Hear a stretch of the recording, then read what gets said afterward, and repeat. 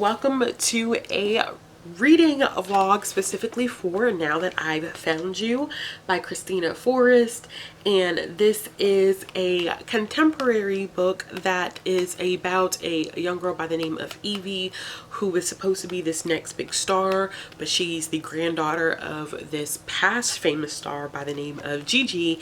And she's on her way, Evie is on her way to become the star of this movie, and then an incident happens and her best friend Loki screws her over. So I am reading this book as a part of the Hear Our Voices book tour, and I am going to be doing a reading vlog specifically, as you can see from the first clip, a reading vlog specifically for this book, as well as 15 thoughts that I have while reading it. So as I go through and I read this book this week, I am going to tell you some thoughts that I have. I am currently 32 pages in. So the first thought that I've had about this book, actually we're going to do two thoughts. My first thought is that I think I'm going to be in love with the relationship between Evie and Gigi. It seems super genuine. And then my second thought is, if I ever encountered Evie's best friend, we would throw hands, because her best friend is evil. What she did was so wrong, and I can't believe that she did it. And I saw it coming when the situation happened. I knew it was going to happen because it's even, I think, said on the back of this, but I still was so shocked that she did it, and she screwed Evie over and practically ruined her career. So I'm at the point now where Evie is about to go visit her grandmother in New York because she lives in Cali, and we're just going to go from there. So I'm excited to read this. I have 13 more thoughts to give you, and then I'm going to give you some more insights, and I'm going to keep this as spoiler free as possible. That way everyone can check out this vlog without being worried about being spoiled for reading the book. All right, y'all, I'll check in later. Bye. Hey y'all, so doing another check-in for Now That I Found You. I am about 75-ish pages in, and it is such an interesting book. I think that what's going to end up happening is Milo is definitely going to ease up some personality constraints that Evie has. I think she's very much so wrapped up in her own world, and is not really, she loves her grandmother, but I don't think she's really taking into consideration some decisions that she's making that could be potentially harmful to her grandmother. And she hasn't really been in continuous contact with her grandmother. She loves her grandmother, you know, no doubt, but I think that Milo is going to give her a different perspective of how her grandmother operates, and give her a new perspective of the world in general, which I am appreciating. They definitely balance each other out, where I find Evie to be a little bit more high-strung. I think that Milo is definitely low-key, very relaxed, very easygoing. So I'm interested to see how this is going to potentially kind of work out. And I think that there's some good chemistry between the two of them already. And it's definitely shaping out to be kind of like an enemies to lovers type of trope. But then not really, because I don't think Milo has any ill intentions towards her or has any ill feelings towards her. But my thought that I would like to share for this clip, I'm going to share two more thoughts, is that I think that Evie definitely could loosen up. I know that it's tough what she's gone through, but I think she should relax and enjoy life. And my second thought, which would be my fourth thought overall, is that Milo is just a cool kid. He's so relaxed, chill vibes, and I really like him.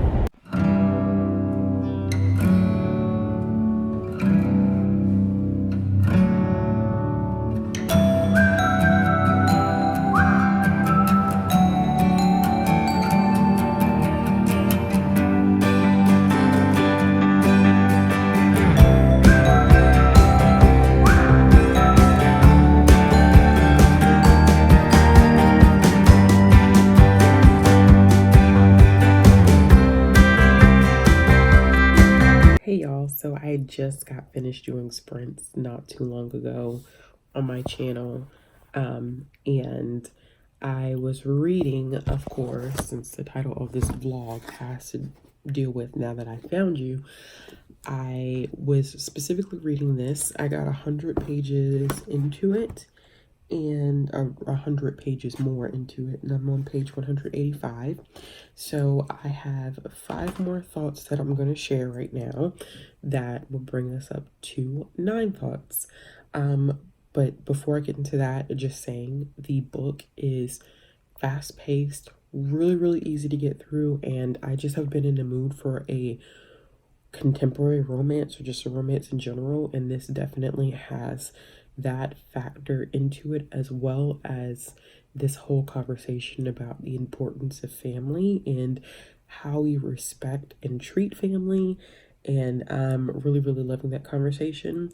So the first thing that I noticed in this is thought number 5, is that Evie has trust issues, and it completely makes sense why she has trust issues. I just didn't see it as clearly before as I do now in the section that I'm in. Thought number 6, Milo is super compassionate. I know I talked about him having like this really cool personality, but there's some dynamics that happen between Milo and Gigi that you can kind of see, like, he's really compassionate, he's very empathetic, and he has a great relationship with Gigi as well, which I think bothers Evie, but I think there's going to be more to that story as I keep reading. Thought number 7, I love the balance of characters. So there's a wide range of age in characters. You have characters that are on the younger end of the spectrum, and then characters that are older, and it seems to be balanced very well. So you don't feel like it's geared too much towards the younger characters, but not too much towards the older characters. I feel like we meet somewhere in the middle, and I like that the older characters are ones that Gigi has been friends with through her history in the industry and outside the industry, and then by Evie connecting with them, she's learning more about her grandmother. So I think that's a really neat concept. Thought number 8, there are pop culture references that I think are so cute, and it's not overdone. I don't like when it's overdone and it's pop culture reference one after another. This one is a good balance, and I'm so surprised that I recognize some. There was this reference to Chaka Khan's song Sweet Thing, which is one of my favorite Chaka Khan songs, and I definitely, when I was reading this earlier, I started playing Sweet Thing to listen to the song while I read. And the last thought that I have for right now, which is thought number 9, is I'm digging this chemistry between Evie and Milo. It's very subtle, and you can see that there is an attraction between the two of them, but it's there, and now I'm like, okay, so when is anybody going to act on this chemistry? So far, so good. I'm going to sit down and read some more. I may end up finishing it tonight. I don't know just yet, but we shall see, and I'll be back with some thoughts soon. Hey y'all, welcome to the final clip for the Now That I Found You reading vlog. I am going to go ahead first and give you my final of the 15 thoughts that I've had while reading this, and then I'll talk a little bit about my feelings about the book, and that'll be it. So thought number 10 is I felt like Evie operated in a way where she wanted to see betrayal in this book, and it wasn't something that was consciously done. I think because she had experienced so much heartbreak that she was constantly waiting for the next heartbreak to happen, which was so unfortunate, but you definitely can see that as she goes through the book and how she deals with relationships with other characters. Thought number 11, we don't always know everything about the ones that we love. I think sometimes when we have these close relationships with people that we love and that we care about, we often feel like we know every single thing about them, and that's definitely not true. And you can kind of see that dynamic between Evie and her grandmother. Thought number 12, the friendships in this book are dynamic. They are great. You see the close-knit between Milo and his friends and how they welcome in Evie to their friendship because she doesn't have a lot of friends, or she doesn't have any friends really. And I love that this was an exploration of familiar relationships, this was an exploration of romantic relationships, and it was an exploration of friendships. Thought number 13 is self-worth is more valuable than validation. And this is the most consistent theme in this entire book, is that Evie has to learn the lesson that she has to figure out her own self-worth. Does she really love herself for who she is, or is she constantly going to remain seeking validation from everyone else in the world and not really truly care or love herself? Thought number 14, forgiveness can be a slow process, and that's okay. I think that even I have made some assumptions that when someone says that they forgive you, that automatically means that things are right, and that's not true.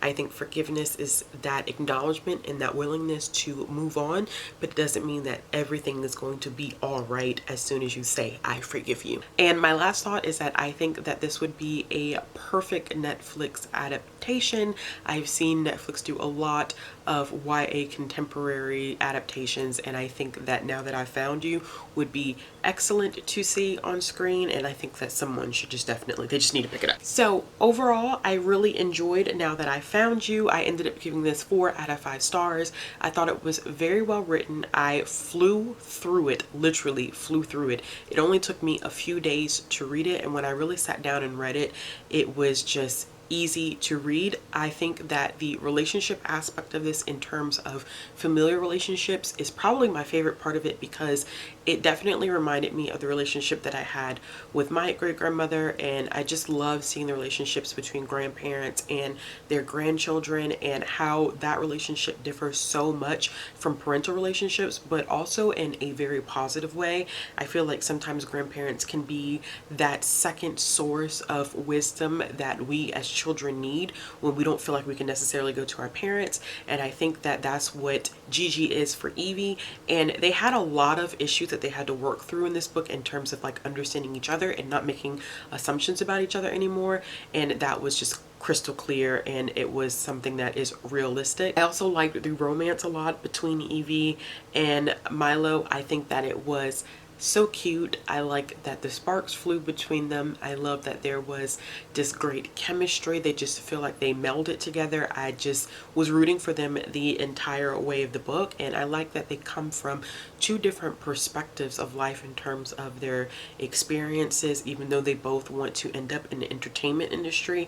I think Milo, like I said before in a prior clip, he's that balance that Evie really needed in her life. One of my major criticisms of this book is that Evie can be a very difficult character to adapt to. She can come off as very self-absorbed and very much so into what makes her feel good and what is her end goal and her dream, and it was kind of hard to see her doing the same thing that her ex-best friend was doing in a less dramatic and insensitive way, but still taking her own feelings into account before recognizing that there are other people involved. I think that that was kind of an issue for me, and I thought it was on the tad side just a smidge hypocritical, but I won't say that it was on the same level, because Simone did some things that made me want to throw hands because I just did not like her as a person, as a character, because what she did was really wrong.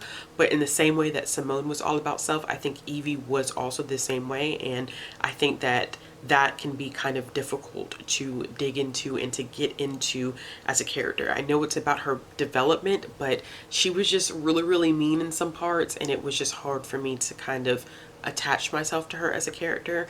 Another thing that I wish that Forrest would have delved more into was this relationship dynamic between Evie and her parents. Her parents are seemingly absent for most of the book because they're absent in her life, and there was a section at the very end where this was dressed, but I feel like it was kind of just glazed over. Like her parents kind of gave this 2-sentence apology, and it just didn't fit into the context of how absent they had been in her life and how that was so detrimental to her own mental health and stability, and how lonely she felt, that she didn't feel like she had any type of parental support. So the fact that there was this absentee parent thing going on and Evie really had no support system, especially with her living in Cali and Gigi living in New York, I wish that Forrest would have touched on that dynamic a little bit more, and that there would have been more discussion about that. But other than that, I really enjoyed this book. I'm telling y'all, 2020 is kicking it for the books. I don't know about the rest of the year, but literary wise, there are a lot of good books, and I would also recommend this one as one that you should pick up as a 2020 YA release. So this video is going to be going up on the day of release, so if you haven't thought about ordering this book, I definitely would recommend that you go out and you purchase it. All right, y'all, so that is it. That is my final clip and insight to this reading vlog. I hope you all have enjoyed it. I definitely enjoyed reading this book. If you like this video, give it a thumbs up. If you want to see more content from me, click the subscribe button. If you're looking for ways to support my channel, they'll be down in the description box below, as well as links to my social media accounts. As always, I'll be back with another video soon.